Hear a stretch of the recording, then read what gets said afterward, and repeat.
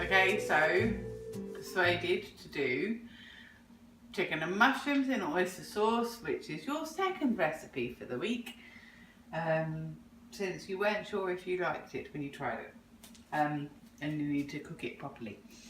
Right, so Mrs. Walker, we have the chicken breast chopped up same way as you did with Cattle Guide. 2 chicken breasts in this one. We have 1 packet of chestnut mushrooms, halved. That's it. So, and in the mug, because we decided to do this after we'd already done it, you've got 1 chicken oxo and oyster sauce. Oyster sauce should be it should cover the bottom of the mug. You don't need it too much, about a finger's worth sort of thing at the bottom of the mug, covering the mug. And so your chicken oxo and oyster sauce is mixed. So the chicken gets flavoured again with the dark soy sauce that you have run out of, because you have a lot of light soy, but I don't use that. So dark soy sauce, and then a shed load of pepper. And next time we go to Macro, you can buy the 5 pepper mix that I like, and it will taste really good. If not, just lots of black pepper. So,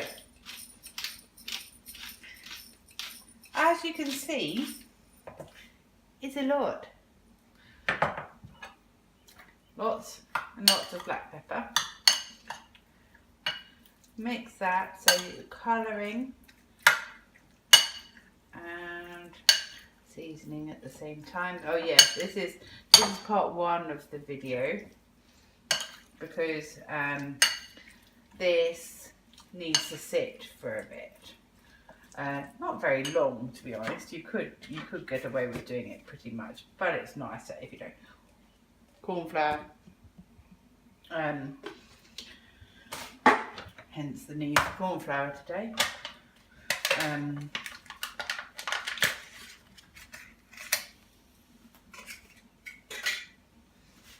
So good amount of corn flour in there. So once you've got the soy sauce, it helps with keeping the flavour in to the chicken, and also gives it a nice kind of crispy outside when you cook it.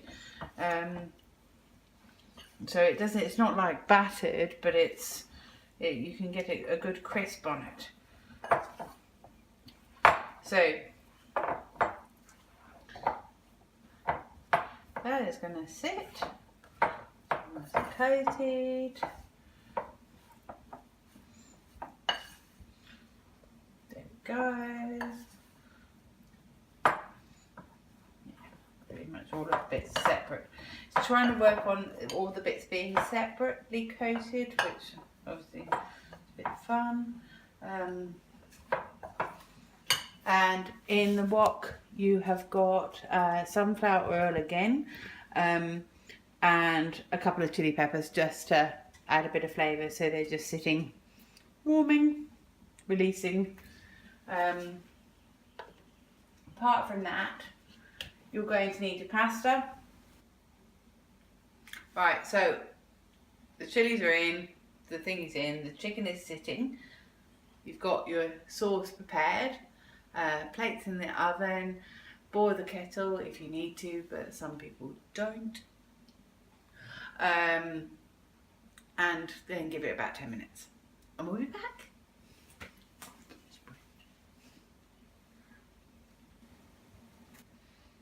Okay, so everything is sat for a few minutes. As you can see, nothing very much has moved.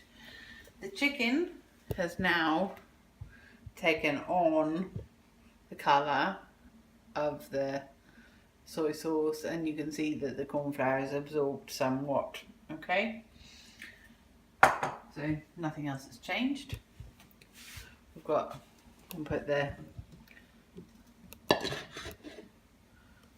oil on with the chilies. There's my doodah. You're going to still need your corn flour. Don't put your corn flour away because you're going to need it to thicken the sauce in a minute. So we wait. You can see we're going to watch the chilies on this one. Make sure that it's starting to heat.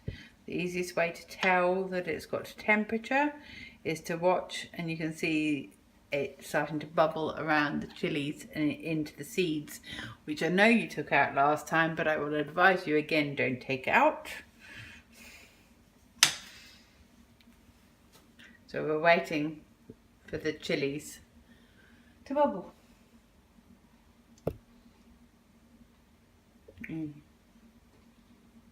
No, I'm not waving at it. Really not having, I'm not. No, I'm not. No. Okay.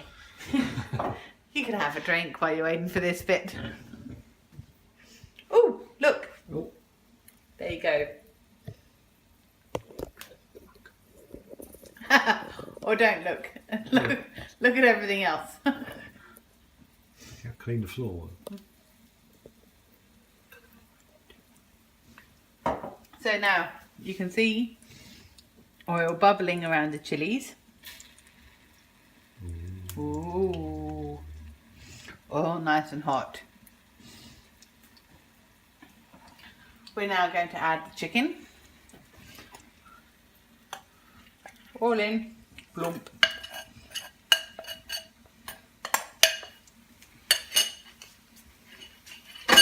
And chuck the dishes in the sink, ready for your husband to wash them out.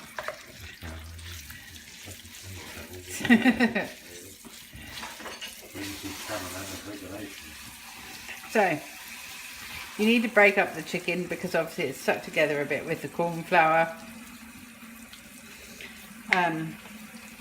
So you're seeing the individual pieces.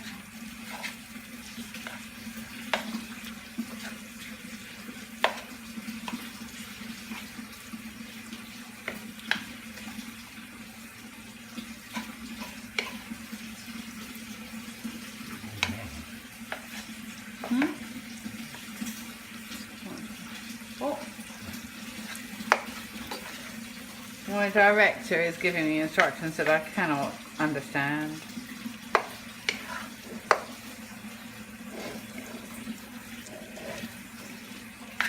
So,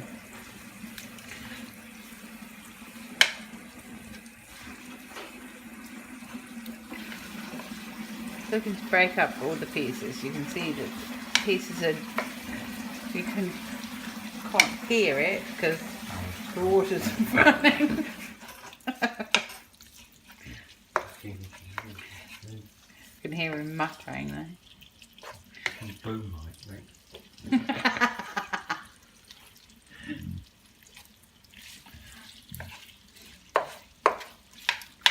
So, obviously on your heats it will go a little bit quicker than this. So you should be tossing regularly.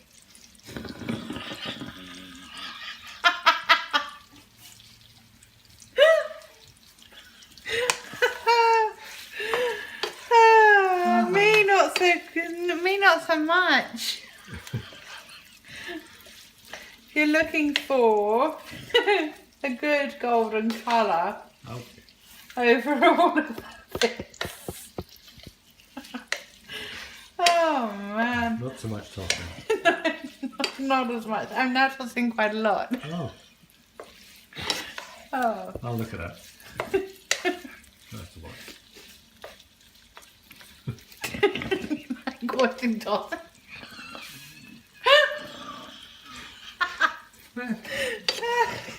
Alright. So right, so now you've got to the point where you'll still see that some of the bits are not cooked. It's not cooked. but on the whole you've got a good colour, everything's separated, it's starting to crystallise a little bit on the outside, all of that sort of stuff. And you're going to add in your mushrooms.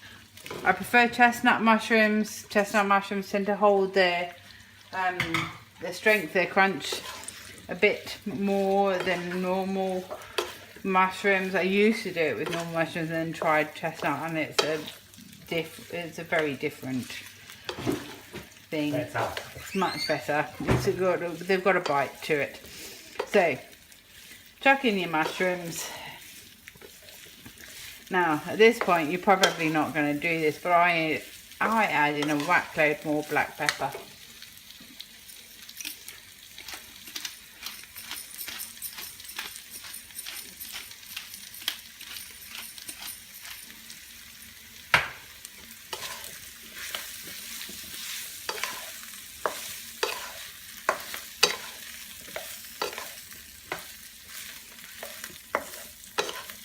So, your mushrooms are kind of being heated and got a bit of black pepper on it. Your chicken's pretty much there. This is when you're going to add your chicken oxo and oyster sauce mix. And then you whack that in. Make sure it's all gone.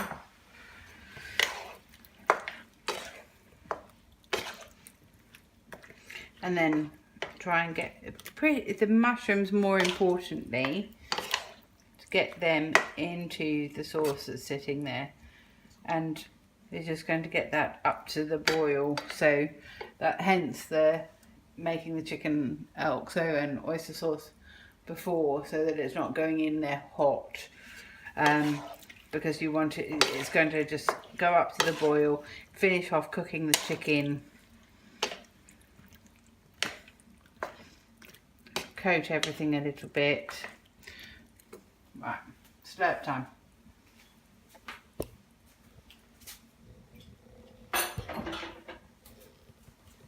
Sort out more dishes. Right, that one can go away.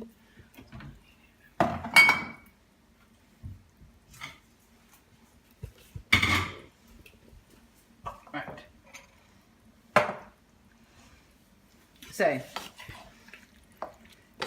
you can see it's starting to bubble. Obviously some of the corn flour from off the chicken is going to thicken the sauce somewhat, but it doesn't give it a real consistency.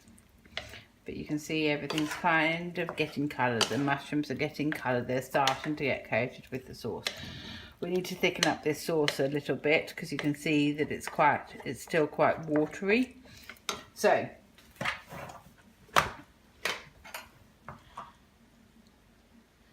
good teaspoon of corn flour. Probably won't use it all. Little bit of cold water.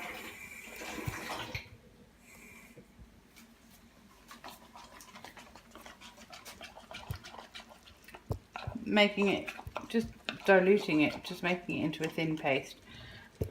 Add a little bit, a dribble in. You're never going to know quite how much you're going to need. So today it's thickened up quite quickly. You want an amount of sauce. You don't want it to get too, because you're going to have it with the pasta. So you want the sauce to go with the pasta. So to be honest, that's probably as thick as I'm going to want it. So I've still got this much left. Not much left. So, as my dad always used to say, if you make the corn flour ready, you're not going to need it. If you don't make it, you're going to need it. So now you can see the nice thick gloopy sauce. Everything is coating everything nicely. So that's your chicken and mushrooms done. I add, so I'm going to get my, sorry, apologies. Take that off the heat. Don't leave it on the heat, it's going to overcook the chicken. You obviously will be able to do both of these things at the same time because you have two rings that you can cook things on, whereas I have one. So now that's sitting, and I'm about to boil the pasta.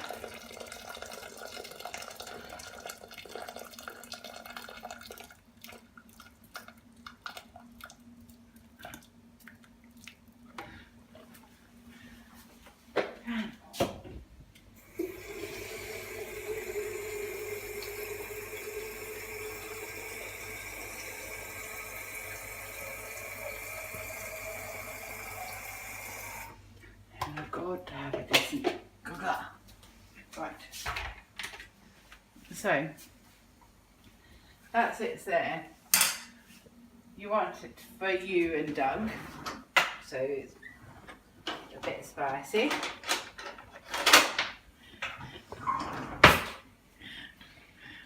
Oh, tossing and spicy, and we're just getting dirty.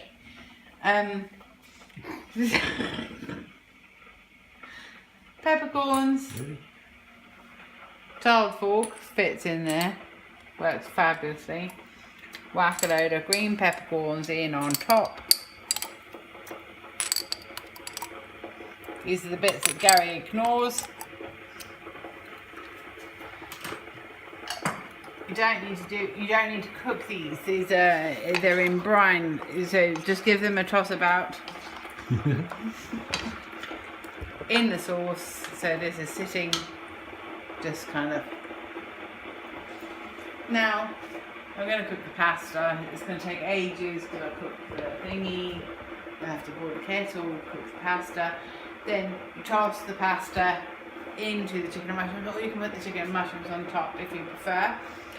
If you're going to put the chicken and mushrooms on top, then coat the pasta in some olive oil, with some garlic olive oil, a bit of pepper. Tend to toss it all in. That's the end of that one.